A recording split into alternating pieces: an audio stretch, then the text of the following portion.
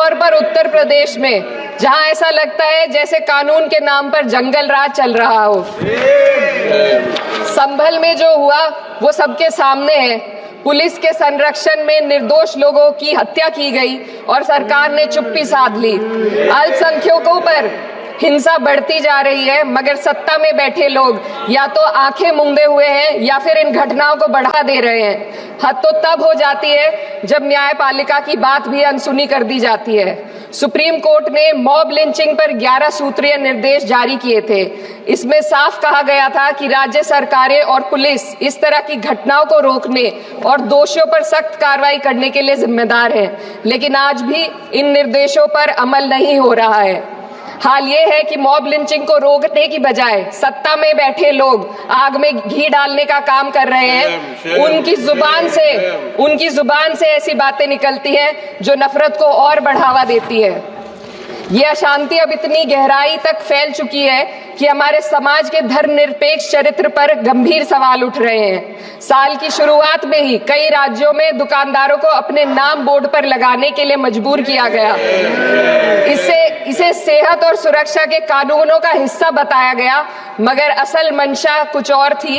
ये कदम खास तौर पर मुसलमान दुकानदारों को निशाना बनाकर उठाया गया ताकि उनकी रोजी रोटी पर चोट की जाए।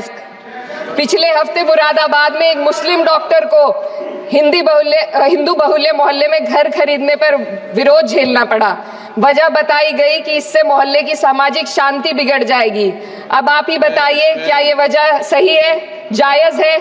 असल में ये छोटी बड़ी घटना इस बात का सबूत है कि सांप्रदायिकता को बढ़ावा देने वाले बयान और नीतियां हमारे समाज को अंदर से खोखला कर रही है। इकरा चौधरी जी। धन्यवाद सभापति महोदय, आपने मुझे इस विशेष चर्चा पर बोलने का मौका दिया। भारत के संविधान के 75वें वर्ष की चर्चा के मौके पर मैं सबसे पहले संविधान बनाने वालों की दूरदृष्टि को सलाम करती हूँ। एक युवा सांसद के तौर पर मैं अपनी उम्मीदों को संविधान के साथ जोड़कर खास तौर पर ये बताना चाहती हूँ कि आज हमारे देश में पिछड़े, दलित, अल्पसंख्यक समुदाय को किस तरह अपने संवैधानिक अधिकारों और आज़ादियों की हिफाजत के लिए हर रोज़ मुश्किलों का सामना करना पड़ रहा है।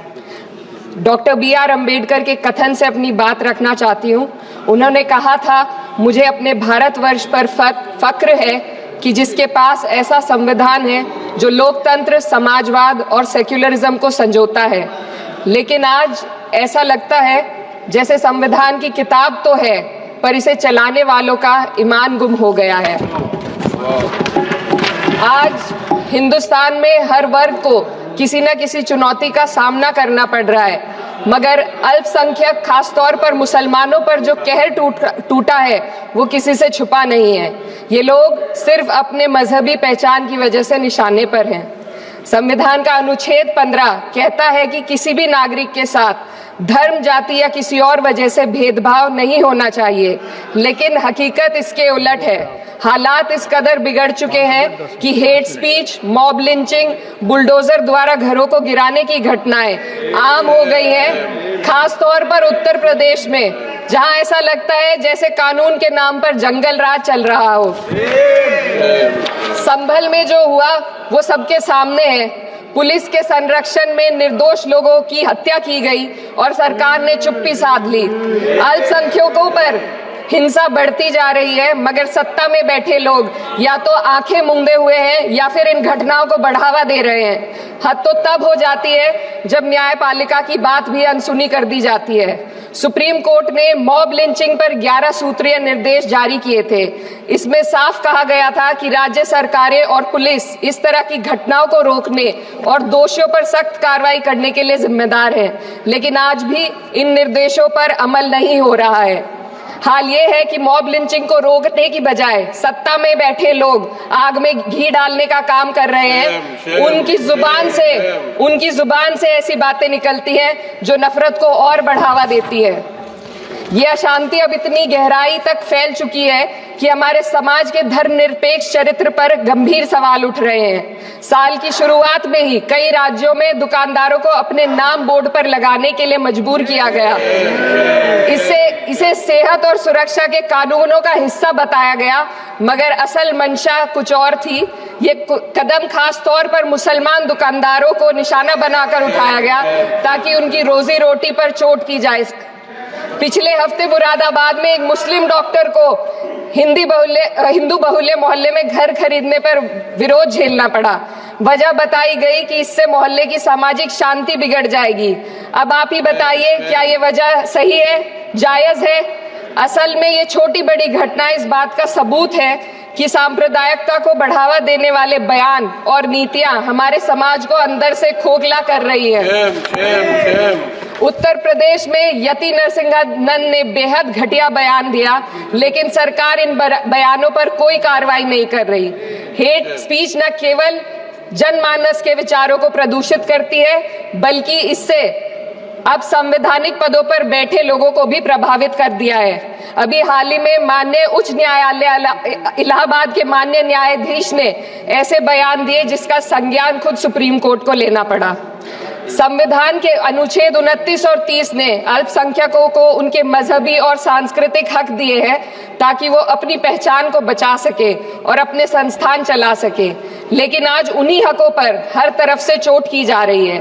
वक्फ जैसे बिल लाकर उनके धार्मिक अधिकारों को छीनने की कोशिश की जा रही है। आज अल्पसंख्यक समुदाय को संविधान द्वारा दिए गए अपने बुनियादी अधिकार पाने के लिए लंबी लड़ाई लड़नी पड़ रही है। ऐसे कई मामले अदालत ने न्याय देकर संविधान की रक्षा की है, लेकिन अदालती प्रक्रिया में जो समय लगता है उसकी वजह से देश के सामाजिक ताने बाने को भारी नुकसान उठाना पड़ता है। मिसाल के तौर पर इलाहाबाद हाई कोर्ट ने 2004 के मदरसा एक्ट को रद्द कर दिया था, जिससे मदरसों के संचालन पर सवाल उठे। हालांकि सुप्रीम कोर्ट ने बाद में इस फैसले को पलट दिया और एक्ट को वैध करार दिया, लेकिन इस प्रक्रिया में जो समय लगा उसने अल्पसंख्यकों को बेचैनी और संघर्ष के दौर में डाला है। इसी कड़ी में प्लेसेस ऑफ वर्शिप एक्ट 91 भी आता है और कई अन्य अधिकार, उन्हें भी इसी तरह अदालती लड़ाइयों में उलझाया जा रहा है। ये स्थिति न केवल अल्पसंख्यकों के अधिकारों की राह में रुकावट है, बल्कि justice delayed is justice denied जैसी कहावत को सिद्ध करती है। मैं इस सदन से दुनिया भर के अल्पसंख्यकों की आवाज उठाना चाहती हूँ, खास तौर पर हमारे पड़ोसी देश बांग्लादेश में अल्पसंख्यकों के साथ जो हो रहा है वे दिल को गहरे तक चोट पहुंचाने वाला है। उनकी जान माल की हत्या की जा रही है। बांग्लादेश हो या हिंदुस्तान हो या कोई और देश, अल्पसंख्यकों की सुरक्षा, इज्जत और अधिकारों की हिफाजत हर सरकार की सबसे पहली जिम्मेदारी होनी चाहिए। मैं इस सदन से अपने देश के अल्पसंख्यकों के साथ बांग्लादेश के पीड़ित अल्पसंख्यकों की आवाज को एक साथ उठाना चाहती हूँ। ये वक्त की पुकार है कि हम सब मिलकर ये सुनिश्चित करें कि किसी भी इंसान को उसकी पहचान या मजहब के कारण डरकर जीने पर मजबूर ना होना पड़े। जहाँ हक छीने जाते हैं वहाँ अमन खो जाता है। ये बात हर सरकार को समझनी चाहिए। अगर हम सच में अपने संविधान का सम्मान करना चाहते हैं तो हमें नफरत और भेदभाव को खत्म करना होगा। हमें ये दिखाना होगा कि ये मुल्क हर वर्ग, हर जाति, हर धर्म और हर समुदाय का है, और जब तक ऐसा नहीं होगा तब तक संविधान की आत्मा सिसकती रहेगी। सर, अपनी बात को खत्म करते हुए मैं एक शेर अर्ज करना चाहती हूँ। ये दाग दाग उजाला, ये शब गजीदा शहर, वो इंतजार था जिसका, ये वो शहर तो नहीं। लेकिन अगर इस सदन में बैठे हम सभी सदस्य ये ठान ले कि हमें संविधान के मूल्यों को लागू करना है और उसे लागू करने का प्रयास करें, तो वह सुबह जरूर आएगी जिसके लिए लाखों भारतवासियों ने अपने जानों की कुर्बानी दी थी। श्री हनुमान बेनीवाल जी। धन्यवाद सभापति जी।